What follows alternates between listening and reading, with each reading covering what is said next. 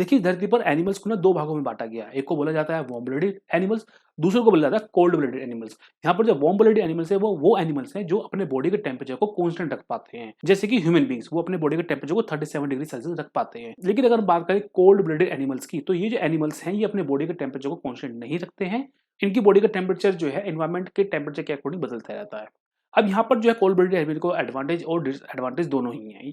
अगर हम बात करें एडवांटेज की, तो होता क्या है कि कोल्ड ब्लडेड एनिमल्स को अपने बॉडी को टेम्परेचर रखने के लिए एक्स्ट्रा एनर्जी खर्च नहीं करनी पड़ती है। जबकि अगर हम बात करें वार्म ब्लडेड एनिमल्स की, तो यहाँ पर जो है जो वो खाना खा रहे हैं उसकी जो एनर्जी है उसका एक मेजर पोर्शन जो है उनका बॉडी के टेम्परेचर को कांस्टेंट रखने में चला जाता है। यानी कि यहाँ पर जो है एनर्जी का जो वेस्टेज है वो ज्यादा है। जबकि अगर हम बात करें कोल्ड ब्लडेड एनिमल्स की, तो यहाँ पर जो है ये भोजन की मैक्सिमम एनर्जी का इस्तेमाल अपनी बॉडी की ग्रोथ में लगाते हैं। तो इस तरीके से देखा जाए तो कोल्ड ब्लडेड एनिमल्स को इस चीज की एडवांटेज है। लेकिन अगर बात करें डिसएडवांटेज की, तो यहाँ पर कोल्ड ब्लडेड एनिमल्स को डिसएडवांटेज ये है कि वो एक पर्टिकुलर इन्वायरमेंटल टेम्परेचर में ही अपने आप को एक्टिव रख पाते हैं। तो इनको अपनी बॉडी को गर्म रखने के लिए सूरज की धूप का सहारा लेना पड़ता है। आज की जो हमारी वीडियो है वो वार्म ब्लडेड एनिमल्स के ऊपर है। हम इस वीडियो में जानेंगे कि जब वार्म ब्लडेड एनिमल्स को अपने बॉडी का टेम्परेचर को कांस्टेंट रखने में इतना एनर्जी का लॉस होता है, तो फिर क्यों वार्म ब्लडेड एनिमल्स जो है अपना बॉडी का टेम्परेचर कांस्टेंट रखते हैं। आखिर उन्होंने ऐसा एडाप्टेशन जो है क्यों किया,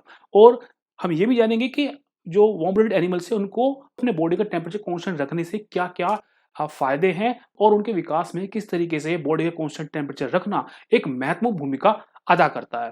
तो नमस्कार दोस्तों, विदनोट यूट्यूब चैनल पे आपका बहुत बहुत स्वागत है। हर बार की तरह इस बार भी हम आपके सामने हाजिर है एक नई वीडियो के साथ। तो चलिए शुरू करते हैं।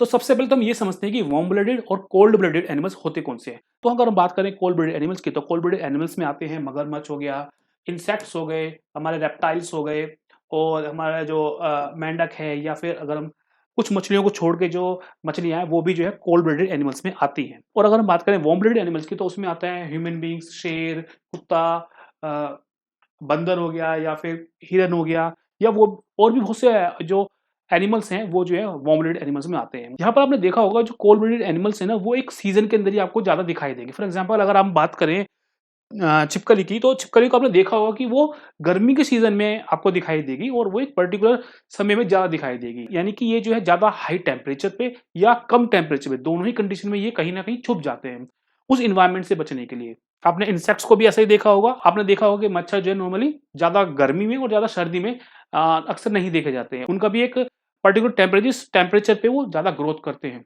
अदरवाइज ये जो है इधर उधर कहीं ना कहीं छुप जाते हैं या फिर वो मर जाते हैं। तो अगर हम यहाँ बात करें वार्म ब्लडेड एनिमल्स के बारे में कि वार्म ब्लडेड एनिमल्स को इसका क्या एडवांटेजेस है और किस तरीके से बॉडी का कांस्टेंट रखना वार्म ब्लडेड एनिमल्स के विकास में एक महत्वपूर्ण भूमिका अदा करता है, तो उसके बारे में जानते हैं। तो सबसे पहले तो ये है कि नॉर्मली जो वार्म ब्लडेड एनिमल्स है उनका जो बॉडी टेम्परेचर ऑन एवरेज जो है 37 डिग्री सेल्सियस रहता है। अब इसकी जरूरत क्यों पड़ी, देखिए 37 डिग्री सेल्सियस जो टेम्परेचर है ना, ये एक ऑप्टिमम टेम्परेचर जिस पर जो हमारे बॉडी के अंदर एंजाइम्स वर्क करते हैं। यानी कि हमारी बॉडी के जो एंजाइम है तो वो 37 डिग्री सेल्सियस पे वर्क करेंगे, तभी वहां पर केमिकल रिएक्शन हो पाएगा। तो सबसे पहले एडवांटेज जो वार्म ब्लडेड एनिमल्स को था वो ये था कि उनकी बॉडी के अंदर बायोकेमिकल रिएक्शन जो है वो काफी आसानी से हो पा रहे थे इस टेम्परेचर पे। इट मीन्स वो जो है साल के सभी दिनों में जो है अपने आप को एक्टिव रख पा रहे थे।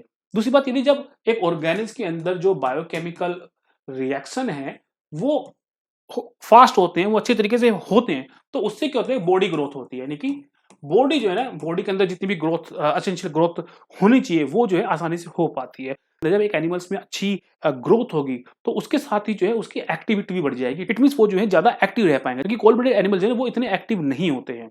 तो ये एक और उनको एडवांटेज था कि वो साल के सभी दिन न केवल ग्रोथ कर रहे थे, वो एक्टिव भी थे। यहाँ पर जो है वार्म ब्लडेड एनिमल को डिसएडवांटेज ये था कि उनको कंटिन्यूस जो है एनर्जी की रिक्वायरमेंट थी, क्योंकि उनका जो मेजर पार्ट जो है फूड एनर्जी का वो बॉडी के टेम्परेचर को बैलेंस करने में लग जाता था। तो इसके लिए जो वार्म ब्लडेड एनिमल्स थे उनको कंटिन्यूअस फूड की रिक्वायरमेंट रहती थी। अगर हम बात करें कोल्ड ब्लडेड एनिमल्स की, तो यहाँ पर कुछ कोल्ड ब्लडेड एनिमल्स ऐसे भी हैं जो पूरे साल तक जो है बिना खाए भी जीवित रह पाते हैं। जबकि हम बात करें वार्म ब्लडेड एनिमल्स की, तो इनको कंटिन्यूअस फूड सप्लाई की रिक्वायरमेंट रहती है।